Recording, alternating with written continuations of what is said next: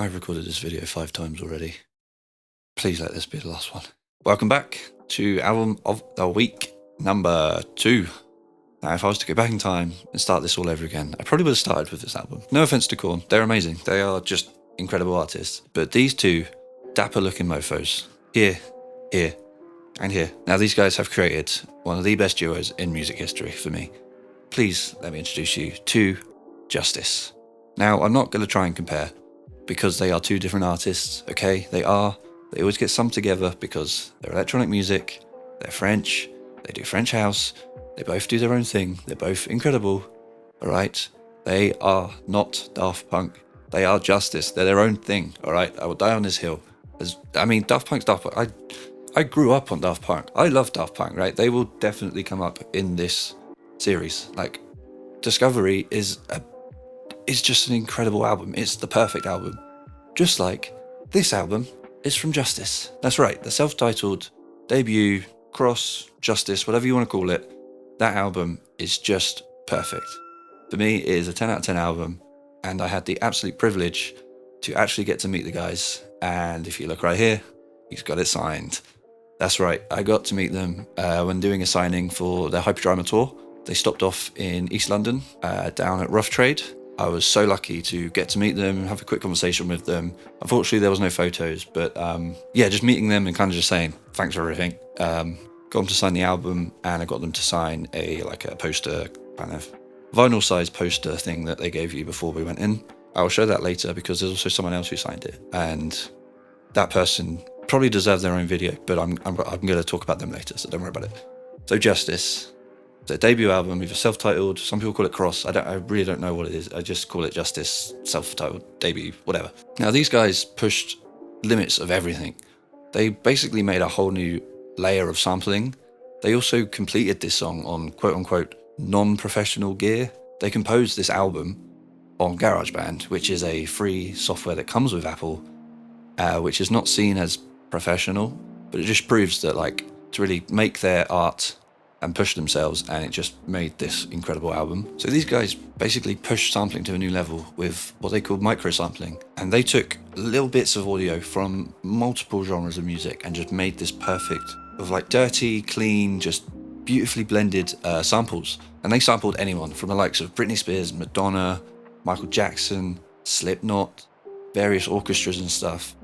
There was nothing that they couldn't really sample and just make it work together to make this perfect album. On the song Genesis alone, they sampled 50 Cent, Prince, Slipknot, it just goes on, and it was just incredible how they brought all these different genres and made them into what they titled as a operatic disco record, and it just fits that name perfectly.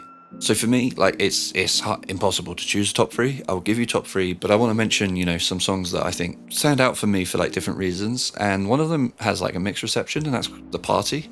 Now, I actually really love The Party. I think it has that perfect level of just giving you that feeling of just keep moving on, and then that bass hits, and everything just kind of sits perfectly of how you kind of knew that it was coming. And when you first listen to it, you don't know what it is, but when it hits, you're like, yeah, that was it. And it just perfectly it just lands on its feet and just gives it its own power. Now, the second one that I want to talk about is Stress. Now, this song is literally the epitome of stress. It's incredible how you can put this on and the whole room starts feeling uneasy, something is going to happen, and you just have this unwiltering feeling of dread. It's just, I can't emphasize how perfectly titled the song is. But for the top 3, I will have to start with the one that starts off every live show, the one when I saw them live. Even though I knew it was coming, it still just makes you want to go crazy and move and dance, and it just itches that part of your brain that you want it to itch, and it just gets you moving, and that is of course Genesis. So with Genesis obviously having the connotations of being biblical and stuff, there's a lot of that within this album. They've got Waters of Nazareth, but Genesis for me, it just, no matter how many times I hear it, it will always get me moving. It's so good. It's honestly one of my probably top 10 songs of all time. Genuinely, I think it's probably my favourite Justice song, and I don't understand how I can listen to it twice in a row and still just be wow. The 5th time I listen to it that day, I'll be yep, it does it again. So Genesis has to go up there. It's just a Perfect song. The second one has to be... Can't go talking about this album without talking about dance and how important it was for Justice. Got them the video of the year on some award. I don't remember exactly what it is, but beyond that, the song is just an absolute hit. It's the perfect homage to Michael Jackson and that funk, Motown, soul, and just giving you that blend of dance and electronic grittiness. Just hits the other spot, you know? It's just perfect. Really is such a great song. Now for my last one in my top three, I'm going to give it to Phantom Part 2. Phantom 1 and 2 together are perfect. They're such a good blend of like push and pull and yin and yang. But for me, Phantom 2, like where it just takes off from where Phantom 1 ended, and then it just hits you like a truck.